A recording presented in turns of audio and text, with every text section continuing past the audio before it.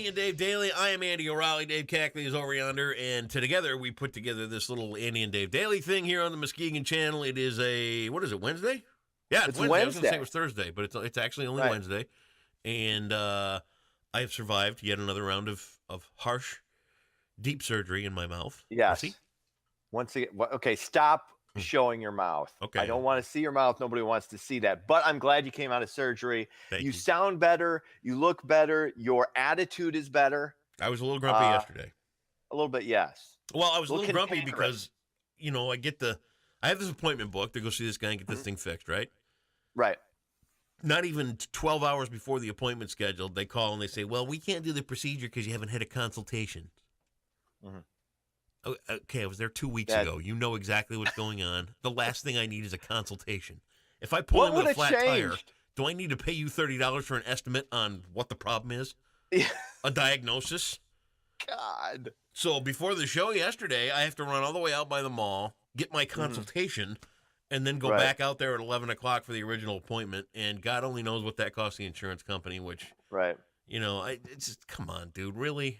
Do we need a consultation before you go back in and fix what? So you don't. If I came across as irate yesterday, now you know why. Yeah, understandable. All around. But understandable, but you didn't have to take it out on me. That's all I'm saying. Well, there's a reason you're my BFF, okay? And sometimes because you feel free to do that. Okay. Sometimes you're the punching bag, and I'll be honest with you. There's been more than one time I've been the punching bag of your. Absolutely. So that's how it works. All right. If you were my wife, I would have treated you with kid gloves, which of course you would. I do.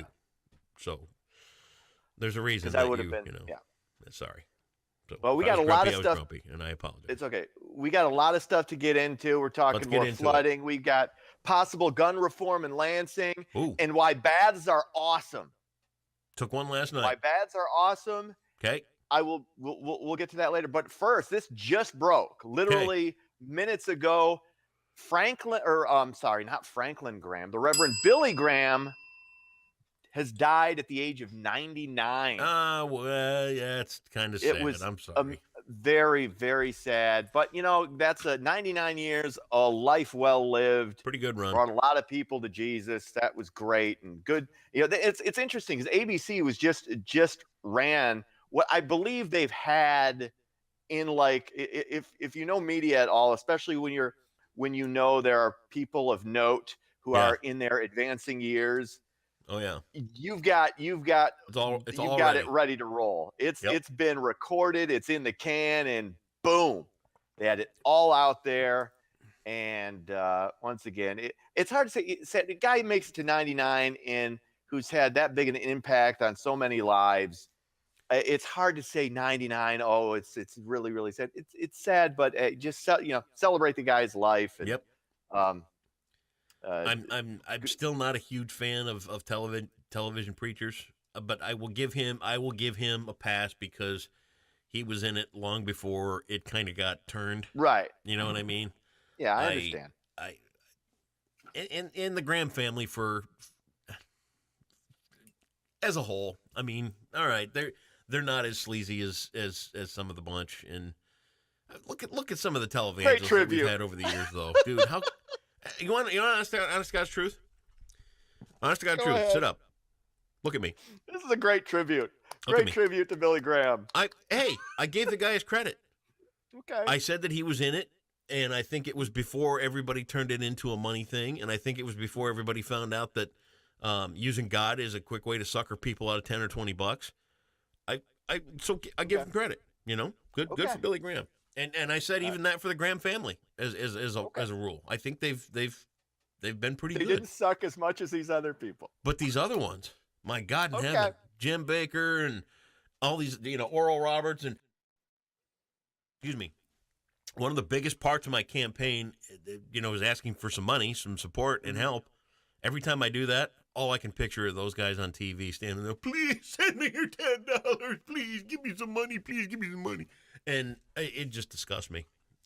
I hate it. But you got to be careful about lumping everybody into the same boat, too. I understand. Those people are out there, but it's not all of them. I didn't lump everybody into the same boat. I just simply said that the stigma is there. And understood. It really, really bothers me. It really does. because I don't think there's a price tag on God. Period. All right.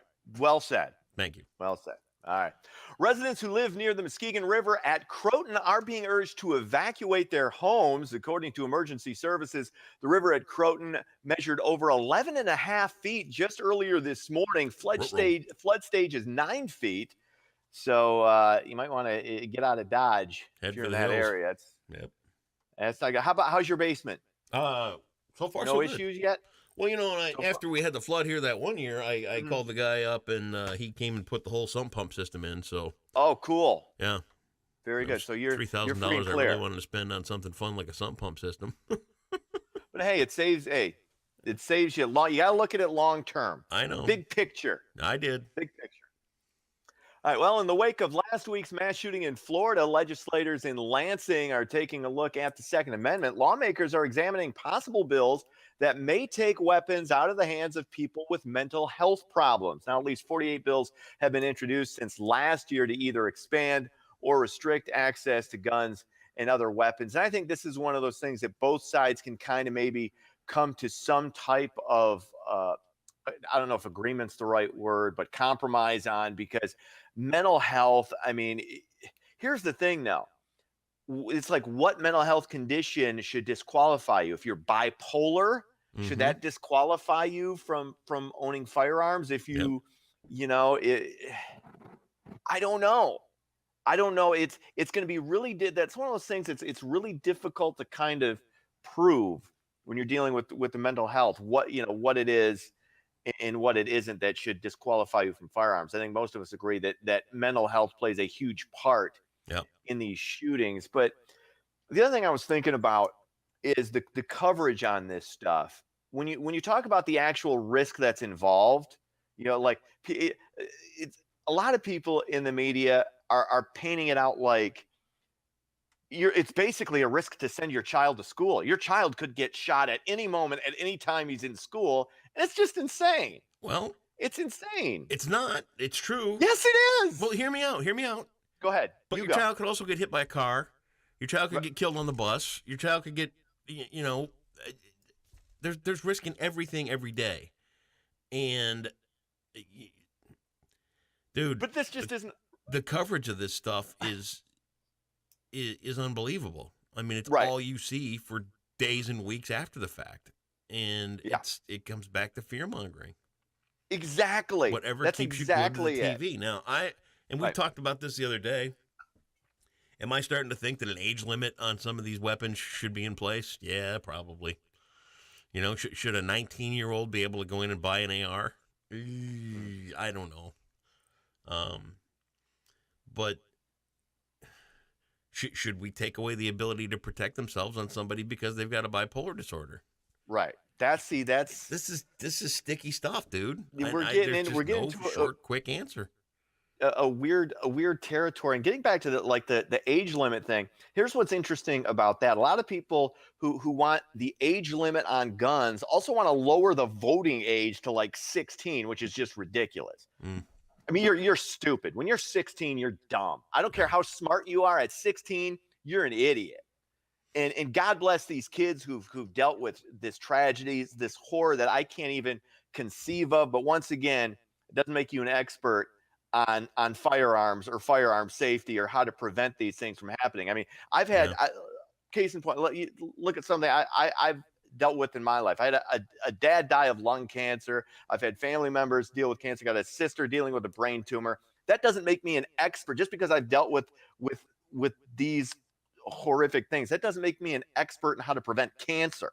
No. Okay. No more than somebody seeing a gun tragedy makes them an expert in how to best legally and legislatively deal with the problem. But going back to your point about the fear mongering and saying, you could just as easily, die, riding the bus. You're actually statistically 10 times more likely. Your child is 10 times more likely to die walking or riding his bike to school than he is getting shot. Yeah. 10 times more likely. So the risk isn't even in there. There isn't a ballpark for this risk factor. It's just not there. But back to the advocacy side of things. Mm-hmm. You saw your dad die of lung cancer. You're watching your sister, all this stuff. They might not make you an expert, But does it push you to advocate harder for others who may go through the same thing that you did? Advocate for them, yes, but it doesn't make me an expert in how to deal with the problem. Right. It's one thing to support those going through it. It's another thing because you had one of the survivors, you're either for us or you're against us. What does that even mean? Right. Does that mean if I don't want stricter gun laws as far as, gun owner, if I don't want stricter laws, does that mean I'm against you and want you to, to get shot? No, that's ridiculous. Yeah. That's what I'm saying is emotion does not lead to good legislation. Emotion is understandable, but you got to take a step back when it comes to dealing with the actual problem. Well, when it's you can't, Just saying. But the grown-ups have to be grown-ups. Right. The kids can be kids, but the grown-ups have to be grown-ups. Right. All right, what else is going on? This is the one I was really excited to get to and makes me want to come over to your house and jump in your tub like right now. I can't. A study published by the Journal of Physiology has found that hot baths may be heart healthy. Finland scientists found that just 8 weeks of repeated hot water immersion lowered blood pressure and caused arteries to become more flexible in young adults. Saunas are also beneficial. Those who use a sauna 4 to 7 times a week had a 46% reduction in hypertension. I'm not big on saunas. I don't like going into a closet and sweating.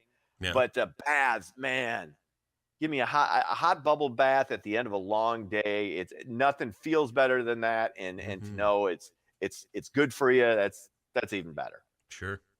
So I'm gonna come over to your house later and jump in your tub and use your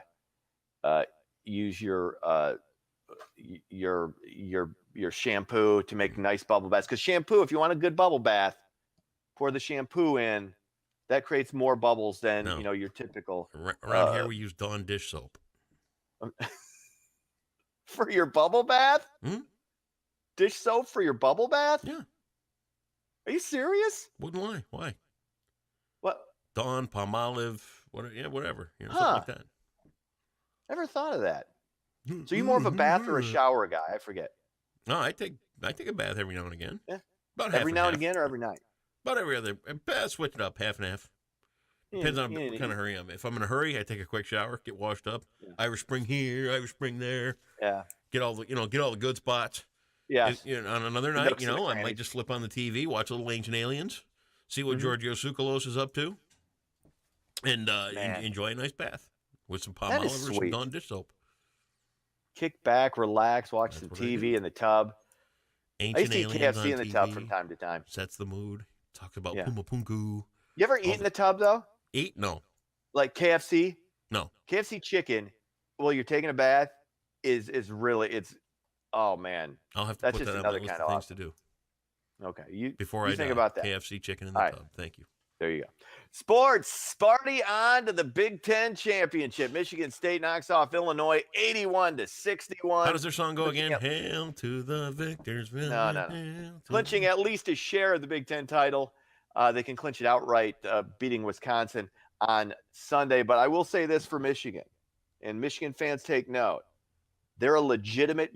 Michigan State could end up competing for the national championship. That isn't beyond the realm of possibility. Ooh. Michigan has got a really good team that is primed for a deep run in this tournament. So if you're a Michigan basketball fan, you got good reason to be optimistic. And I'm not just saying that because you knocked off Ohio State, giving Michigan State basically the Big Ten title with the win over Illinois. So I'm here to tell you what, I am a Michigan basketball fan. I eat, sleep, and breathe basketball.